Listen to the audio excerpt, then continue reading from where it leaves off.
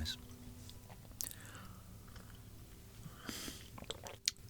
I hope you don't mind my slightly more nasally than usual voice right now. I'm just getting over my annual winter cold.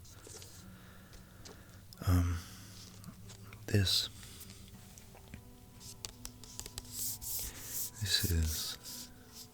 is what I wanted to make a video on today.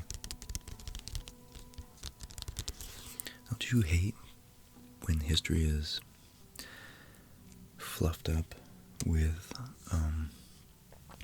trivial information like what color robe the king wore? I don't know. Things that aren't central to the narrative of understanding this huge mesh, as they say in the intro of this book. I think history has its attraction to me because of of the information that it divulges about us as a species. It tells us so much about how the greatest of our lot have acted in the past. And the further back we dig, the less we know and the more murky it gets. And it becomes kind of like this communal archaeology project and a communal desire, really, to learn more about us as a species. Because I find that there's still so much we don't know about how our own brains work. I mean, I love the perspective of us being an animal, yeah, a species of animal, but also us being a incredibly complex phenomena that just emerged out of the universe. It wasn't overnight, albeit, but it was nonetheless, from what we understand, whether you think it was Big Bang or God, who catalyzed the explosion of the universe 14 billion years ago, crackling all these atoms and subatomic particles which coalesced into existence to eventually evolve into our star systems, and then which merged together into our galaxies, which took about 10 billion years before Earth finally coalesced out of the early proto-stellar disk of matter, out of which all the planets formed. And then 5 billion years of chemical interaction and evolution proceeded from that. And now we're these organisms that have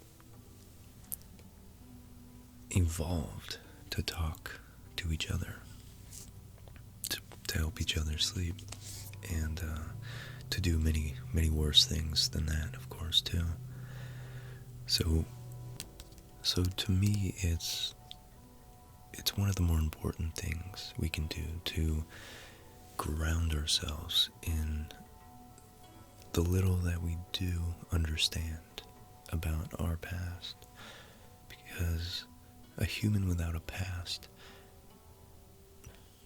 is just like a fish without a school, a bird without a flock, a chimpanzee without a tribe. In the forest, in the middle of the ocean, anywhere in the world if you're a bird, I guess.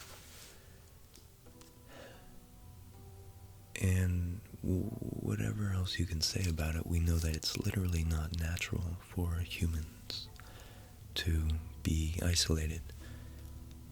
And it's so cool, that we derive so much meaning from socializing with one another and, of course, being intimate with a handful of people in our lives.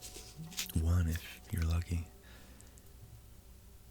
And that instinct we don't know much about, but we do know that there's a long-standing and hard-won tradition that we've been given with our position as we've been thrown into existence, as Heidegger puts it.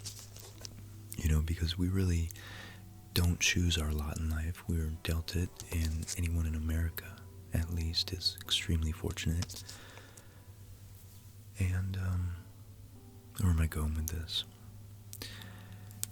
To guide our direction forward, we need to understand, at least somewhat, the historical, our past. And that's what's cool about learning history, is that you assimilate it and you integrate it into your idea of yourself, your identity, the more you read it. Because the more you understand history, the more you see your own personality traits and ideas and actions in the people of history. And you realize that history is your history. It's not just this abstract thing over there called history that you have nothing to do with. Right now we're living the history of our descendants, so that's something to think about. And me making this an intro about a brief book about history, 15 minutes long, is something I should think about.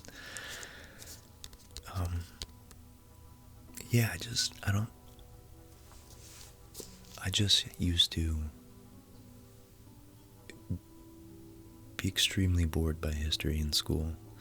Maybe my teachers sucked, I don't know. Probably I had bad teachers. But a lot of it's probably just because I was too busy reading Lord of the Rings.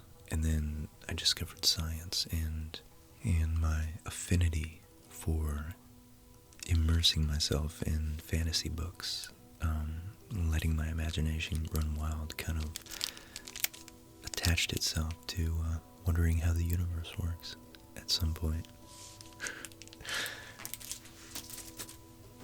And I kind of found that I was kind of running away from organized religion, and because the questions I had about, the deeper questions, that you kind of just, every kid has who has an active imagination, or really any kid, that's kind of the definition of being a kid, wasn't being answered. And I completely skipped over learning about history.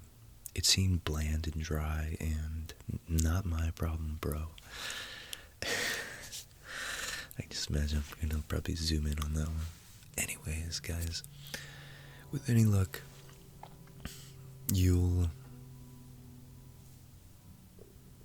feel like this is even the tiniest bit of a ray of light on your identity as an individual human being in the world. And this will hopefully be a tasty morsel to, if not satisfy, at least whet your appetite for learning about history. I wonder, should I just keep it unfocused like that? I love how the lights look. Maybe I should.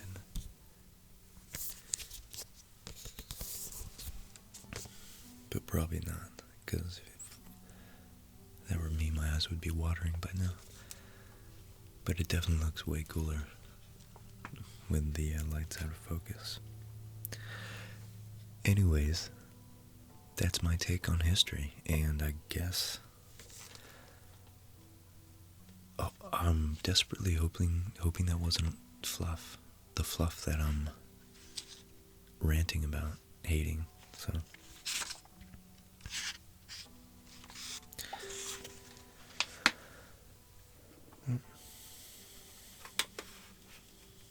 Molly sent a photo. Hopefully it's safe for work, because I'm technically at work right now.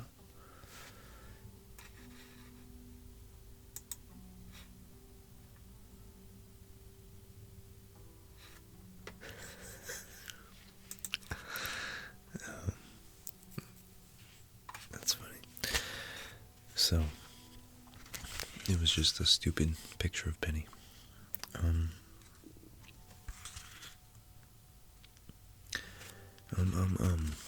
I gotta really stop saying that. I'm getting better, slowly better.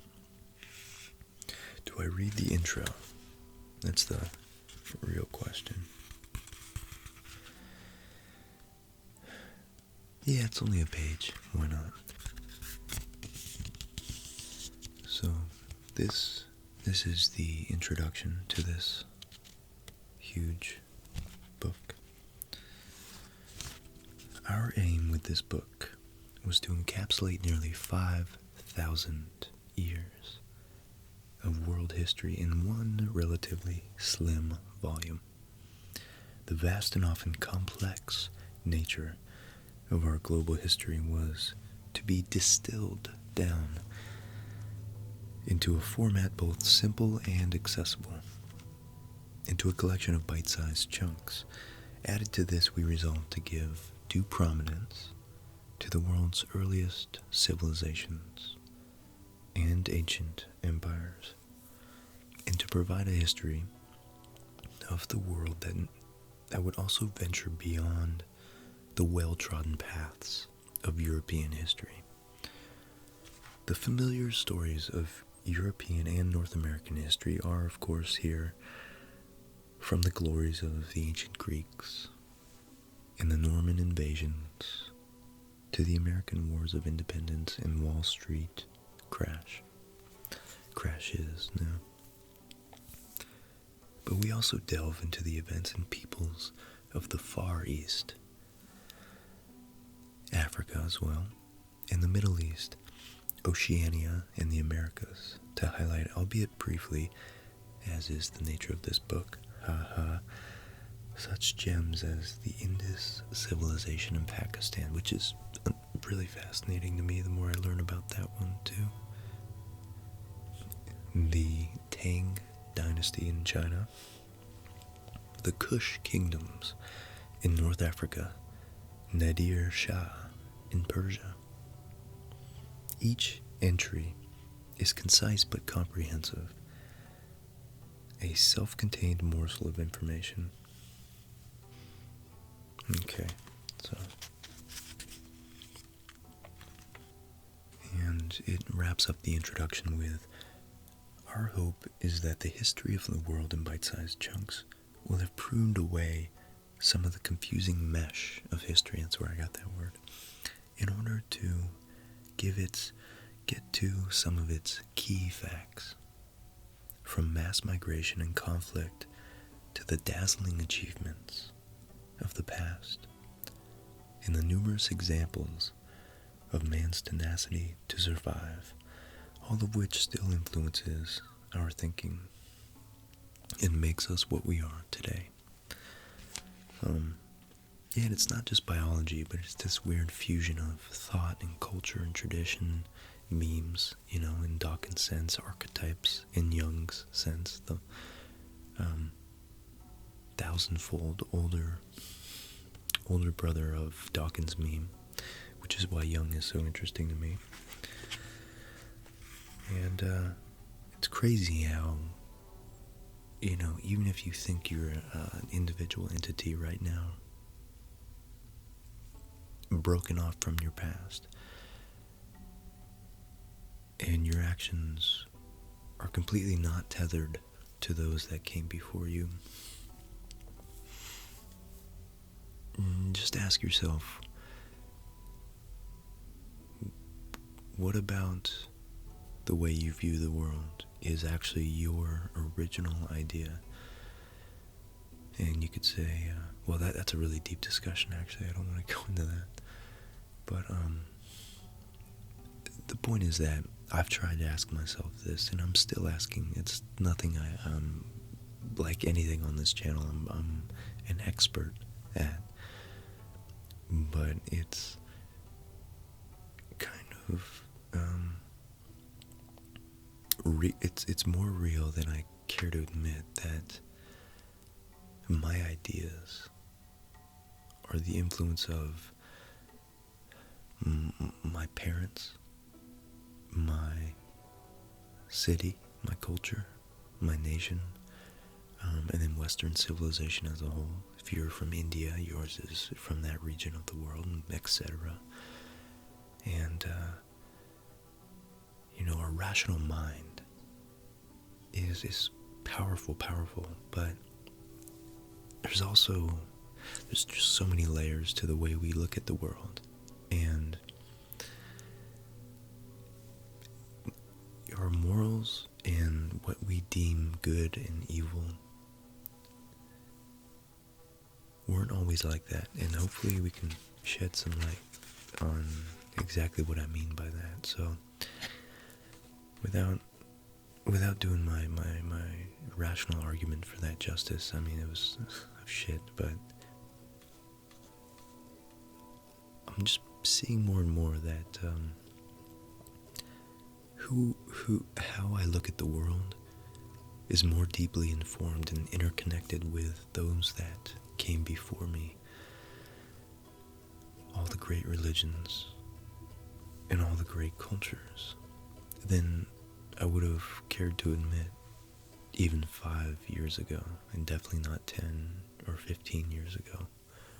So, I don't know, it's just the more I learn about history, the more I understand why I hold some of the ideas that I do. And maybe, hopefully, you'll feel the same.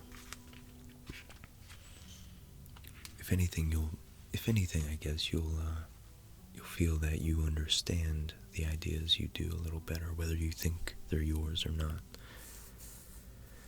So, chapter 1.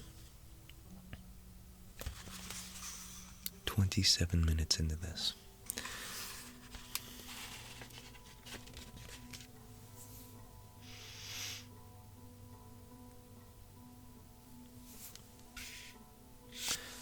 I was really debating on whether to end this right now, because that would be potentially a self-contained episode, but so we'll be using this book a lot more. Until then, get some sleep, guys. Thank you all for supporting me, especially my Patreons, my PayPal, Venmo, live chat supporters, donators, and all of you who show love in the comments. I love talking to you guys. I love interacting. Love getting feedback. Love picking your brains and you picking mine. It's fun. It's like most of the reason why I do this. So, let me know what you thought. Yeah. And I guess hitting that like button, if you like this, stuff I create is more likely to show up in your feed. So if you want to stumble across this stuff more often, I guess go ahead and hit that like button, and you'll see more of me. Until next time, get some sleep, and have a great New Year if I don't hear from you before then. Bye, guys.